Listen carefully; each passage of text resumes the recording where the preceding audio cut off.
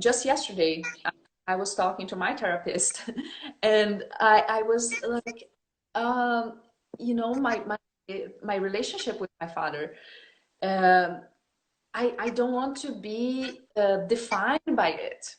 You know, I don't want that Mm-hmm. storyline to overpower who I am. You know, I acknowledged it, and now I'm in another layer of it that is like, you know, it's not because I was neglected as a child, and I thought that, you know, it created a false belief that my voice didn't matter and that nobody really would care about what I have to say, and that's not true.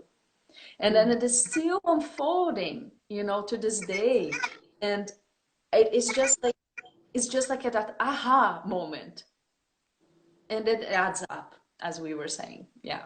Yeah, it's very close to the surface. You know, those things, they come up, they're just a few breaths away from being right there. And so it's even though we think that we've healed them or we've done so much, it's interesting how they're kind of still right there waiting. They might be looking a little bit different, but you know, they're still right there. And I also love how you're saying the kind of whole reality of what we think happened, because it's that, in the subconscious mind, we store that memory as perception. So memory isn't really fact. It's sort of like our perceived perceived projection or perception of the memory. And so it's funny because what you're saying is that as we start to heal and things start to shift, that perceived memory or that perception that's stored in our subconscious mind, that also starts to shift. So then we start to remember things different. We're not feeling as triggered as time goes by. And a lot of other really positive shifts can start to happen when we start to unwind those beliefs.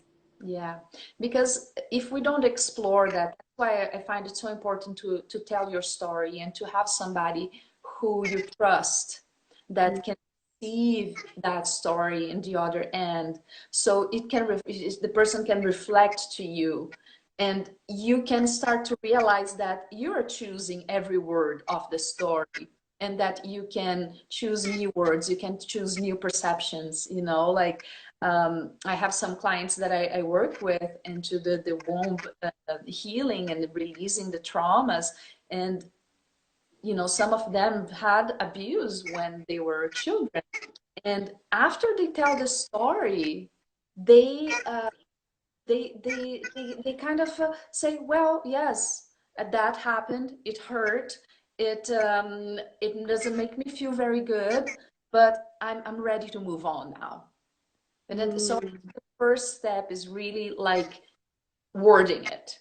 You need to say it, because if it's just inside of your mind and you keep retelling the same story and you don't set that energy in motion, because our words really do move that energy, Mhm. you know, like our voice carries power, carries energy, and that energy is going to transform the freeze from the trauma. Because what is a trauma? Trauma is a freeze, is something that stays stuck and blocked, and then the energy and their overall energy, not just our vitality but our mind processes, our emotions, stay stuck in a place. So when we talk, or sometimes we sing, or we do mantras, and all that helps to shift and to change that energy.